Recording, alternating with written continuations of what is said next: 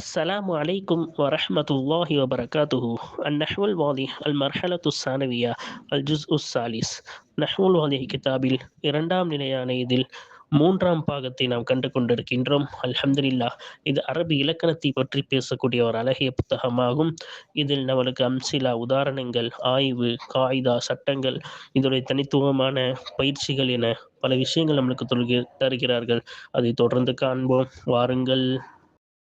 அல்ஹம்துலில்லாஹ். இந்த சேவைகளை செவ்வன செய்து வரும் ரகீப் எஜுகேஷனல் ட்ரஸ்டிற்காக அதிகமாக துஆ செய்யுங்கள். இந்த சேவைகள் எவ்வித தொய்வின்றி தொடர்ந்து நடைபெறுவதற்காக துஆ செய்யுங்கள்.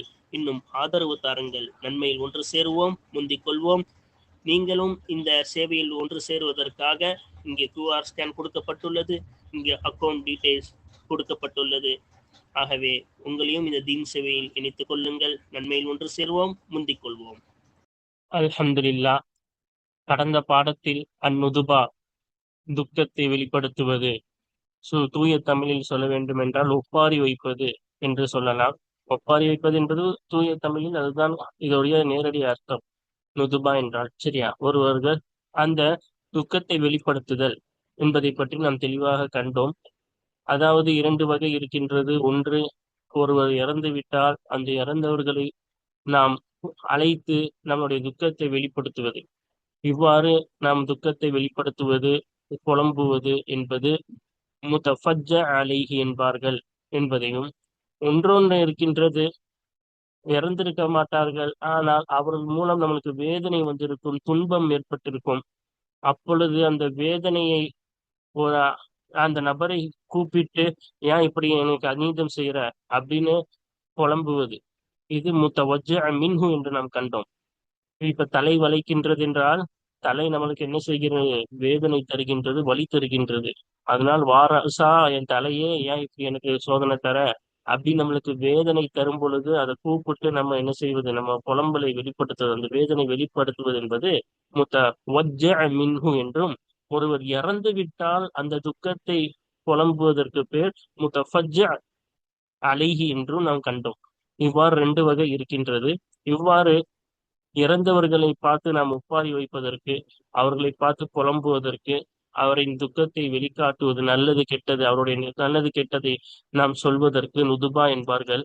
அவ்வாறு நாம் நுதுபா செய்யும் பொழுது, இது அரபிலேயே மனப்பாடம் செய்து கொள்ள வேண்டும். அப்படி அவருடைய துக்கத்தை வெளிக்காட்டும் பொழுது அந்த நபரின் பெயரை சொல்லி, அலியே என்னை விட்டு போய்விட்டாயே என்று நாம் என்ன செய்யும் பொழுது, துக்கத்தை வெளிக்காட்டும் பொழுது, வா யா அலி மாதிரி சாதாரணமா அழைக்கும் பொழுது யா அலின்னு கூப்பிடுவோம். உயிரோடு இருந்தா அலி இங்க வா, யா அலின்னு சொல்லுவோம் அரபியில. அதே இறந்தவங்களை பார்த்து இந்த மாதிரி நம்ம துக்கத்தை வெளிக்காட்டும் போது வா அலின்னு சொல்லணும், அந்த யாவுடைய இடத்துல வா.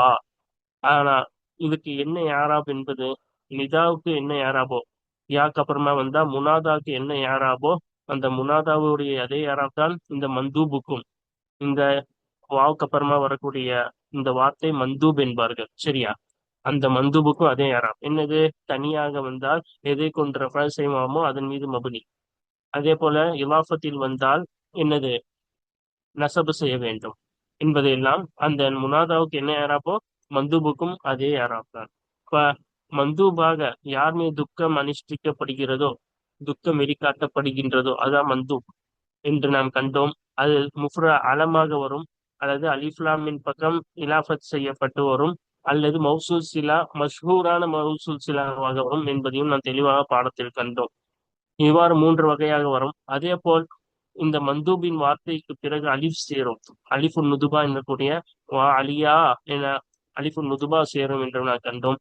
அதே போல் அந்த அலிஃபு நுதுபா பக்கத்தில் சக்து சேரும். சக்து அலியா, அலிஃபு நுதுபாவும் பக்கத்தில் சக்தும் சேரும் என்பதையும் நாம் கண்டோம். எப்படி இதெல்லாம் இறந்தவர்களை பார்த்து அவர்களை கண்டு நாம் துக்கத்தை வெளிப்படுத்துவது, அது இந்த வகை. அதற்கு மந்தூப். இன்னொன்னு பேர் என்னது? முத்தஃபஜ்ஜ அலைஹி. இன்னொன்னு இருக்கின்றது, நம்மளுக்கு வலி கொடுத்திருப்பார்கள், வேதனை கொடுத்திருப்பார்கள், கஷ்டம் செய்து நம்மளுக்கு கஷ்டத்தை கொடுத்திருப்பார்கள். அப்ப அந்த கஷ்டத்தை சொல்லி நம்ம புலம்புறதுக்கு, அப்ப யார் நம்மளுக்கு கஷ்டம் சொன்னாங்களோ அவங்க பேரை சொல்லி புலம்புறது. ஹஜ்ஜாஜ் என்ற மன்னனை போல, அவன் பழைய கொடூர மன்னனாக வாழ்ந்தான் வரலாற்றிலே. அவன் பேரை சொல்லி ஏன் இப்படி எனக்கு துன்பம் கொடுக்குற அப்படின்னு நம்ம புலம்புறதுக்கு பெயர் முத்தவஜ்ஜ மின்ஹு என்று நாம் கண்டோம். மேல என்ன சொன்னோமோ அது எல்லாமே இதுக்கும் வரும். தனியா வரும், அலமா வரும், இலாஃபத்தா வரும், மஷ்ஹூரான மௌசூல் சிலவா வரும். அந்த அலிஃபு நுதுபா சேரும், ஹாவு சக்து சேரும். என்ன மேல என்ன சொன்னவோ முத்தஃபஜ்ஜ அலைஹிக்கு என்ன சொன்னதோ முத்தவஜ்ஜ மின்ஹுக்கும் அதுவேதான் என்பதை எல்லாம் தெளிவாக கண்டோம். பாருங்க, தொடர்ந்து அடுத்து இந்த பாடத்தை தொடர்ந்து உள்ள அடுத்தடுத்து பயிற்சிகள், அதே போல ஆஹ் கேள்வி பதில்கள் என அனைத்தையும் ஒவ்வொன்றாக பார்த்து கொண்டிருக்கின்றோம். பாருங்கள், தொடர்ந்து பார்ப்போம். அல்ஹம்துலில்லாஹ், இதுவரை 2 பயிற்சிகள் முடித்துவிட்டோம். இப்பொழுது நாம் 3வது பயிற்சியை தொடங்க உள்ளோம். பயிற்சி நம்பர் 3 என்ன சொல்றாங்க? ஹம்சா முதலாவது நமூதஜுன் ஃபி ஏராப், ஏராபில் எடுத்துக்காட்டு. ஏராபில் எடுத்துக்காட்டு, அதுக்கப்புறமா என்னது, பாடம் முடிய போகுதுன்னு அர்த்தம். ஏன்னா நம்ம என்ன செஞ்சுட்டோம், கடைசிக்கு வந்துட்டோம். ஓகேவா? அப்ப வா பாருங்க, ஃபர்ஸ்ட் என்ன சொல்றாங்க? முதலாவது வா சஹரா, சஹரே. இப்ப சஹருன்றது ஒரு சகோதரர். சஹரு இறந்து விட்டார், அவருக்காக என்ன செய்வது, கஷ்டத்தை வெளிக்காட்டுவது. ஓகேவா? இதுக்கு பின்னாடி ஒரு வரலாறே இருக்குது. சுருக்கமா சொல்லணும்னா, கவிஞர் அல் ஹன்சா என்ற கவிஞர். ஓகேவா? அந்த ஹன்சா என்ற கவிஞர் போரில் அவருடைய சகோதரன் சஹரா என்பவர் சஹர் என்பவர் இறந்து விட்டார். அப்ப சஹர் இறந்து போகும் அந்த ஹன்சா என்பவர் கவிதை பாடினார். அந்த கவிதையில் வா சஹரா என்று, சஹரே இன்று இறந்து, என் சகோதரன் சஹரே நீ இறந்து விட்டாயே என்று துக்கத்தை வெளிக்காட்ட இந்த வார்த்தையை கூறினார். இந்த கவிதையின் ஒரு வார்த்தையை எடுத்துதான் இங்க நமக்கு தந்திருக்காங்க. சஹரே இறந்து விட்டாயே அப்படின்னு. சரியா? அப்ப துக்கத்தை வெளிக்காட்டுவது. வா என்பது, இந்த வா அலிஃப் வந்து ஹர்ஃபு நிதா இன் நுதுபத்தி. இது வந்து என்னது, அழைப்பதின் ஒரு ஹர்ஃப் ஆகும். இன்னும் துக்கத்தை வெளிக்காட்டுவதின் ஒரு ஹர்ஃப் ஆகும். அப்ப வாசஸ்ரான்னு அழைக்கிற மாதிரி தான் அர்த்தம் வைக்கிறோம். ஆனா அங்க அழைக்கல, நம்ம துக்கத்தை தான் வெளிக்காட்டுறோம். ஏன், அவங்க இறந்துட்டாங்க, அதனால அவங்களை அழைக்க முடியாது. நம்ம துக்கத்தை வெளிக்காட்டுறதுக்கு என்ன செய்யறோம், அவங்களை அழைக்கிற மாதிரி நம்ம துக்கத்தை வெளிக்காட்டுறோம். அவங்க பாடத்திலேயே சொன்னோம். ஆஹ் இப்ப நிதர்சனமா அரபிக்கெல்லாம் போக தேவையில்ல, தமிழ்லயே அப்படிதானே. நம்ம தமிழ் கலாச்சாரத்திலே இறந்தவங்களை பார்த்து, இறந்தவங்களை கூப்பிட்டு தானே நம்ம துக்கத்தை வெளிக்காட்டுவாங்க. அந்த ஜனாசா, அந்த மையத்தோட இடத்துக்கு போனா நம்மளுக்கு தெரியும், அங்க போய் அழைப்பாங்க. ஏன் இப்படி எங்களை விட்டுட்டுலாம் போயிட்டியே, ஜெயிதே உங்களை விட்டு இப்படி எல்லாம் செஞ்சுட்டு என்னை விட்டுட்டியே அப்படின்னு என்ன செய்வாங்க, அழைக்கதான் செய்வாங்க. ஆனா அழைக்கிறது கொண்ட நோக்கம் என்ன, அழைக்கிற சூரத்துல அவங்க துக்கத்தை வெளிக்காட்டுறாங்க. அதனாலதான் இதுக்கு நம்ம பேர் சொல்லும் போது நிதாவுடைய ஹர்ஃப்னு சொல்றோம், நுதுபாவுடைய ஹர்ஃப்னு சொல்றோம். சரியா? சஹ்ரா என்பது முனாதா, முனாதான்னு சொல்லணும், மந்தூபுன்னு சொல்லணும். ரெண்டுமே இல்ல, அழைக்கவும் செய்யறோம், அதே போல துக்கத்தை வெளிக்காட்டுறோம். ஆனால் அழைக்கப்பட்ட கூடிய நபர் மந்தூபுன், துக்கம் வெளிக்காட்டப்பட்ட நபர். மபுனியும் நல்ல லம்மின் மீது மபுனி ஆகும். அப்ப சஹரா என்பது மம்மின் மீது மபுனி. ஓகேவா? அலில் லம்மில் முகத்தரி, உள்ளுக்குள் ஆக்கப்பட்ட லம்மின் மீது மபுனி. சஹரா வெளியே ஃபதஹ் இருக்கு, ஆனா உள்ளுக்குள்ள லம்மு தான் இருக்கு. ஏன் லம் எதன் கொண்டு நம்ம ரஃபா செய்வோமோ அதன் மீது மபனி ஆக்கணும். இங்கே இதுக்கு லம்ம கொண்டுதான் நம்ம ரஃபா கொடுப்போம், அதனால அந்த லம்மின் மீது மபனி. சரியா? சபபில் ஃபதஹில் முனாசபி அலிஃபி நுதுபதி, நுதுபாவுடைய அலிஃபுக்கு தோதுவான ஃபதஹ் வருவதின் காரணமாக உள்ளுக்குள்ளாக்கப்பட்ட லம்மின் மீது மபனி. பின்னாடி அலிஃப் வருது, அலிஃபுக்கு தோதுவான ஃபதஹா கொடுத்து ஆகணும். அதனால ராக்கு ஃபதஹ் கொடுத்தோமே தவிர சஃப்ரு தான் உள்ளுக்குள்ள ரூ தான் இருக்கு. சரியா? இந்த அலிஃபுக்கு தோதுவான ஃபதஹ் வந்ததின் காரணமாக உள்ளுக்குள் ஆக்கப்பட்ட லம்மின் மீது இந்த ரா வந்து மபுனி. ஓகேவா? சஃப்ரூன்னு உள்ளுக்குள்ள இருக்கு, வெளியே சஃபரான்னு இருக்கு. வல் அலிஃபு நுதுபதி, இந்த ராக்கு அப்புறமா இருக்க இந்த அலிஃப் இருக்குல்ல, இந்த அலிஃப் வந்து நுதுபத்து, துக்கத்தை வெளிக்காட்டுவதற்கு வரக்கூடிய அந்த அலிஃப் ஆகும். ஹா, இந்த ஹா இருக்குல்ல, சஹ்ரா, இந்த ஹா வந்து சக்தி, எதுக்குரியது, சக்திக்குரியது, நிப்பாட்டுவதற்குரியதா இருக்கும். சரியா? அப்ப இதோட தெரிவு எல்லாம் நம்ம பாடத்துல பார்த்துட்டோம். ஆஹ் அதுக்கு முதல்ல 2வது பாருங்க. யா கல்பா, என் உள்ளமே அப்படின்னு சொல்லி, இறந்தவங்க தான், இறந்தவங்களா இருந்தாலும் நம்ம நிறைய வார்த்தை சொல்லுவாங்களா, என் ஈரக்கொலையே, என் தங்கமே அப்படின்னு நிறைய அவங்கள பத்தி தூக்கி பேசுவாங்க. என் தங்கமே, என் செல்லமே அப்படின்னு அவங்க பேரு, அவங்களுடைய தன்மைகள் எல்லாத்தையும் சொல்லி சொல்லி தானே துக்கத்தை வெளிக்காட்டுவாங்க. என் உள்ளமே அப்படின்னு என்ன செய்யறாங்க, வெளிக்காட்டுறாங்க. யா என்பது ஹர்ஃபுன் நிதாஇன் நுதுபத்தின், இது அழைப்பதின் ஒரு ஹர்ஃப் ஆகும், இன்னும் துக்கத்தை வெளிக்காட்டக்கூடியது ஒரு ஹர்ஃப் ஆகும். கல்பா என்பது கல்பா, ஃபர்ஸ்ட் கல்பு பார்ப்போம். முனாதன், அழைக்கப்பட்ட பொருள். ஓகேவா? அழைக்கப்பட்ட விஷயம். மந்தூபன், துக்கம் வெளிக்காட்டப்பட்ட விஷயம் இந்த கல்பு என்பது. இதெல்லாம் அரபிலேயே நமக்கு தெரியும், அரபிலேயே மனப்பாடம் பண்ணிக்கணும். யாக்கு அப்புறமா வரக்கூடிய வார்த்தை தான் என்னது, மந்தூபு முனாதா எப்பவுமே. சரியா? மன்சூபுன் நசவு செய்யப்பட்டது. ஓகேவா? வ கல்பு முலாஃபுன் வ யா உல் முத்தகல்லிமில். அப்ப என்னுடைய உள்ளமே, அப்ப இங்க என்ன இருக்குன்னா என்னுடைய உள்ளமேன்னு இருக்கு. யா கல்வி அப்படின்னு என்ன இருக்கு? என்னுடைய உள்ளமே அப்படின்னு இருக்கு. அந்த யா போக்கப்பட்டிருக்கு. அப்ப என்னுடைய ஈரக்குலையே, என்னுடைய இதயமே, என் இதய துண்டே, அந்த இறந்தவங்களை பார்த்து சொல்லுவாங்கல்ல அந்த வார்த்தைகள், அந்த மாதிரிதான் என்னுடைய உள்ளமே அப்படின்னு சொல்லி கவலையை வெளிப்பாட்டுறாங்க. கல்புன்ற முலாஃப் மட்டும் இருக்கு. கல்வி யா என்ன செய்யப்பட்டிருக்கு? போக்கப்பட்டிருக்கு. ஓகேவா? ஏன் போக்கப்பட்டுச்சு? அந்த யா என்பது சுக்குனுடன் சேருவதினால். யாழ் கல்வி, அந்த யாழையும் சுக்குன் வரும், இந்த அலிஃபும் சுக்குன். இப்ப ரெண்டு சுக்குன் சேரக்கூடாது, அதனால யாவை போக்கிட்டு இந்த பா கூட அலிஃபை சேர்த்துட்டோம். அந்த அலிஃபுக்கு தோதுவா பாவுக்கு ஃபதஹ் கொடுத்துட்டோம். சரியா? அதான் இங்க சொல்றாங்க யாக்குல் முத்தகல்லிமில் மஹ்தூஃபது. அப்ப அந்த முத்தக்கல்லிமுடைய தன்னிலையை குறிக்கக்கூடிய அந்த யாவாகிறது போக்கப்பட்ட தன்னிலையை குறிக்கக்கூடிய யாவாகிறது. இல்திகாஇஹா, அந்த யா சந்திப்பதின் காரணமாக சாக்கினத்தன் அலிஃபின் நுதுபதி, நுதுபாவுடைய அலிஃபுடன் சுகுன் பெற்றதை அந்த யா சந்திப்பதின் காரணமாக போக்கப்பட்ட அந்த தன்னிலையை குறிக்கக்கூடிய யாவாகிறது முலாஃபுலியாக இருக்கும். சரியா? அப்ப எதுக்கு போக்கப்பட்டாங்க காரணமும் சொல்லிட்டாங்க. இந்த அலிஃபு சுக்குன்னு, இந்த கல்வி யாரையும் சுக்குன், ரெண்டு சுக்குன் சந்திக்க கூடாது, அதனால அந்த யாவை போக்கப்பட்டுச்சு. அந்த போக்கப்பட்ட யா தான் முலாஃபுலி. சரியா? அலிஃபுலின் நுதுபதி. இந்த அலிஃப் இருக்குல்ல, இந்த அலிஃப் என்பது நுதுபாவுக்குரியதா இருக்கும்.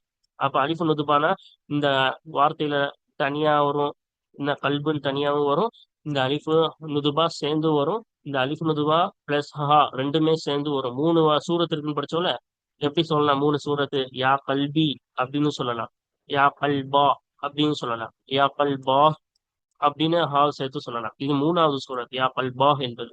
அப்ப இந்த மாதிரி அலிஃப, இந்த மாதிரி துக்கத்தின் சமயத்தில் அலிஃப் தான் சொல்றாங்க. இந்த அலிஃப் என்பது நுதுபாவுக்குரிய அலிஃப் ஆகும். வல்ஹா இன்னும் ஹாவாகிறது இந்த சக்தி நிற்பாட்டுவதற்குரியதா இருக்கும். சக்தினா கடைசியில் நிப்பாட்டுறதுக்காக தான் இந்த ஹா. இதுக்கப்புறமா அதான் வக்ஃபின் சமயத்துல மட்டும்தான், நிப்பாட்டும் சமயத்தில் மட்டும்தான் இந்த ஹாவை சேர்க்கணும். இதுக்கு உதாரணங்கள்லாம் குரான்ல இருந்தே நம்ம காட்டணும். சரியா? அமா அதராக்க மாஹியா, அங்க மாஹியான் தான் வரணும், அங்க ஹா சேர்த்துச்சு. அந்த ஹா வந்து ஹாவு சக்துன்னு சொன்னோம், வக்ஃபுக்காக வந்துச்சுன்னா நம்ம தெளிவாக நம்ம பார்த்தோம்ல.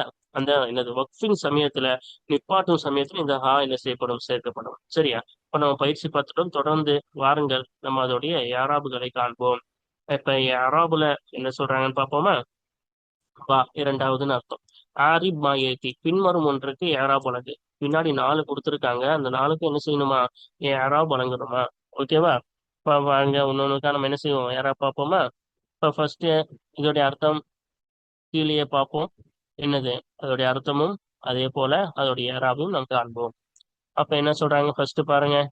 வா, அப்ப வா ஹுசைன் அப்படிதானே வந்துச்சு. ஹுசைனே ஹுசைன் இறந்து விட்டாங்க. அப்ப என்னது? அந்த ஹுசைன் துக்கத்தை வெளிக்காட்ட, ஹுசைனே இது எங்களை விட்டு சென்று விட்டாயே அப்படின்னு ஹுசைனேன்னு துக்கத்தை வெளிக்காட்ட கூப்பிடுறது. ஓகேவா? வா என்பது ஹர்ஃபு நிதா இன் நுதுபத்தின், அழைப்பதற்குரிய ஒரு ஹர்ஃபாகும், இன்னும் நுதுபாவுடைய ஹர்ஃபாகும். அப்ப அழைக்கிறோம், ஆனா அதன் மூலம் துக்கத்தை வெளிக்காட்டுறோம். அதான் துக்கத்தை வெளிக்காட்டக்கூடிய ஒரு ஹர்ஃபாகும்.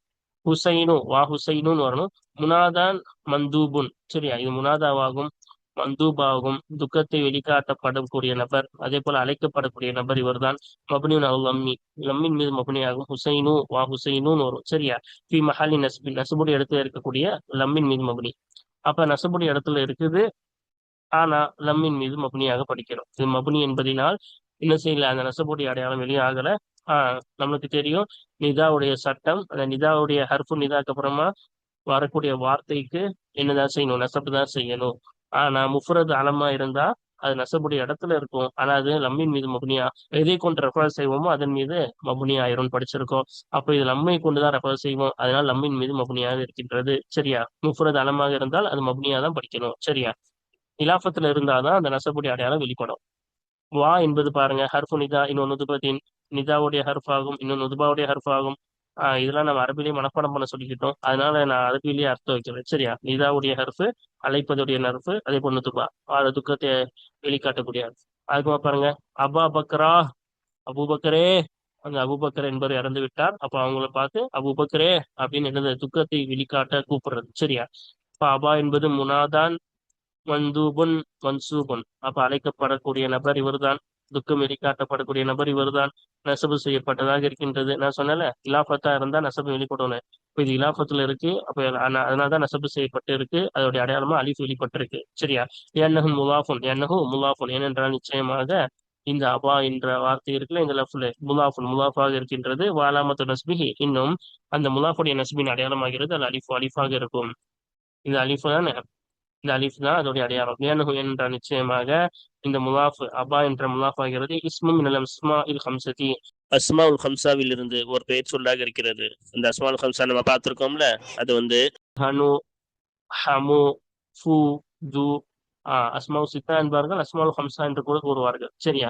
இதோடைய விளக்கம்லாம் நம்ம பாடம் தனியாவே பார்த்துட்டோம். அஸ்மாவு சித்தா அஸ்மாவுல் ஹம்சா ரெண்டுமே சொல்லலாம்னு. இப்போ அபு, அஹு, ஹனு, ஃபாம், ஹமு, ஃபூது, அப்ப அந்த 5 இஸ்முகளில் இருந்து ஒரு பெயர் சொல்லாக இந்த அபு என்பது இருக்கின்றது. அப்ப அந்த 5 இஸ்முக்கு என்ன சட்டம்? நசபின் சமயத்துல அலிஃப், ரஃபாயின் சமயத்துல வாவு, ஜருடைய சமயத்துல யா கொடுப்போம். இது நசப், அதனால அலிஃப் கொடுத்தோம். பக்ரா இல்ல ஒன்னொன்னா பார்ப்போம். பக்ரு அலிஃபு ஹா தனித்தனியா பார்ப்போம். பக்ர் என்பது முலாஃபுன் இலைஹி, முலாஃப் இலைஹி ஆகும். பக்ர் என்பது முலாஃப் இலைஹி மஜ்ரூர், ஜரு செய்யப்பட்டதா இருக்கும். அப்ப முலாஃப் இலைஹி ஜரு தானே, அப்ப ஜரு செய்யப்பட்டதா இருக்கும். அலாமத்து ஜர்ரி, ஜர்ருடைய அடையாளமாகிறது அல் கஸ்ரத்து முகத்தரத்து, உள்ளுக்குள்ள ஆக்கப்பட்ட கஸ்ராவாகும். பக்ராஹ்னு ஃபத்தஹ் தானே படிச்சோம், ஆனா உள்ளுக்குள்ள கஸ்ர் தான் இருக்கு. ஏன் பக்ரான்னு ஃபத்தஹ் வச்சு படிச்சோம்? ஏன்னா அந்த அலிஃபுக்கு ஃபத்தஹ் தான் பொதுவா வரும். அலிஃபுக்கு முன்னாடி ஃபத்தஹ் தான் வரும், வேற எதுவும் வரக்கூடாது அலிஃப்னாவே. சரியா? அப்ப அந்த அலிஃபுக்கு தோதுவா என்ன செஞ்சிட்டோம்? ஃபத்தஹ் கொடுத்துட்டோம். ஆனா உள்ளுக்குள்ள கஸ்ர் தான் இருக்கும். சரியா? மனஅ மின் துஹூரிஹா, தடுத்து விட்டது, அந்த கஸ்ரா வெளியாகுவதில் இருந்து தடுத்து விட்டது. இஷ்டிகாலுல் மஹல்லி, அந்த இடம் ஈடுபடுவது, பி ஹரக்கத்தி அலிஃபி நுதுபா, நுதுபாவுடைய அலிஃபுடைய ஹரக்கத்தை கொண்டு அந்த இடம் ஈடுபடுவது அந்த கஸ்ரா வெளியாகுவதில் இருந்து தடுத்து விட்டது. அப்ப அந்த நுதுபாவுடைய அலிஃபான இந்த அலிஃபுடைய ஹரக்கத்துக்கு, அந்த ஹரக்கத்தை கொண்டு அந்த இடம் ஈடுபடுவதனால் என்ன ஆயிருச்சு? அந்த கஸ்ரா வெளியாகுவதை விட்டும் தடுத்து விட்டது. இப்போ அலிஃபு, இன்னும் இந்த பக்கர் முடிஞ்சிருச்சு. இந்த அலிஃப் என்பது நுதுபத்தி, நுதுபாவுக்குரிய அலிஃபு. சரியா? அதான் இந்த இதுக்கு மட்டும் ஸ்பெஷலா வரும். இந்த நுதுபால இந்த வார்த்தைக்கு அப்புறமா நம்ம அலிஃப் சேர்த்தோம்னா அந்த அலிஃபுக்கு நுதுபாவுடைய அலிஃப்னு சொல்லணும். நம்ம படிச்சோம்ல, அதுக்கு அலிஃபு நுதுபான் பேர் இருக்குன்னு. வல்ஹா ஓ, இன்னும் ஹாவாகிறது ஸ்ரீ சக்தி, என்னது நிறுத்துவதற்காக இருக்கும். இந்த ஹா என்பது கடைசியில வக்ஃபின் சமயத்துல சேரும், சேர்த்து படிக்கும் பொழுது சேராது என்பதை நாம் சொன்னோம் அல்லவா? அடுத்து பாருங்க, வா என்பது ஹர்ஃபு நிதா இன் நுதுபத்தின். அப்ப இங்க என்ன சொல்றாங்க? இந்த வா இருக்குல்ல, இது வந்து நிதாவுடைய ஹர்ஃப் ஆகும், இன்னும் நுதுபாவுடைய ஹர்ஃப் ஆகும். சரியா? இப்ப அரபிலேயே சொல்றோம், நிதாவுடைய ஹர்ஃப் இன்னும் நுதுபாவுடைய ஹர்ஃப் ஆகும். அதுக்கப்புறமா என்ன சொன்னாங்க? ஆஹ் வா ஹர்ர கல்பா. அப்ப என்னது? வா ஹர்ர கல்பான்னு படிக்கணும். சரியா? அப்ப இதோடைய அர்த்தம் என்ன? என் இதயம் எரிகிறதே, என் இதயம் எரிகிறதே அப்படின்னு அர்த்தம்.